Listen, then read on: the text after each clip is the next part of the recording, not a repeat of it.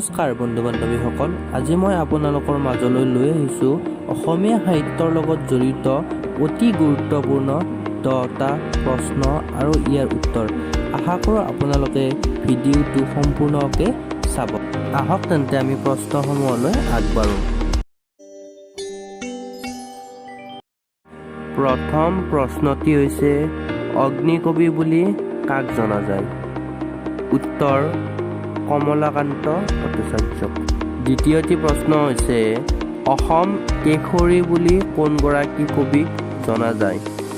উত্তৰ অম্বিকাগিৰি ৰায়চৌধুৰী। ইয়াৰে পিছৰ প্ৰশ্নটি হৈছে প্ৰেম আৰু ৰদালিৰ কবি বুলি কাক জনা যায়? উত্তৰ হীৰেণ ভট্টাচাৰ্য।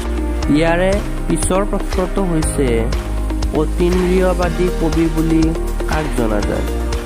উত্তৰ নলিনীৱালা দেৱী। নেক্সট প্ৰশ্নটি হৈছে বকুল বনৰ কবি বুলি কাক জনা যায়? উত্তৰ আনন্দ চন্দ্ৰ বৰুৱা। ইয়াৰে পিছৰ প্ৰশ্নটি হৈছে নিজৰাৰ কবি বুলি কাক জনা যায়? উত্তৰ শৈলধৰ ৰাজখোৱা। ইয়াৰে পিছৰ প্ৰশ্নটি হৈছে জ্ঞানমালিনীৰ কবি বুলি কাক জনা যায়?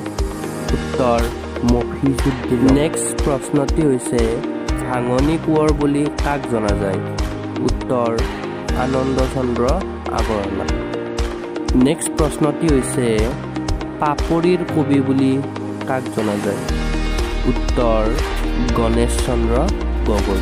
ইয়াৰে পিছৰ তথা অন্তিম প্ৰশ্নটি হৈছে অভিনয়াচাৰ্য বুলি কাক জনা যায়?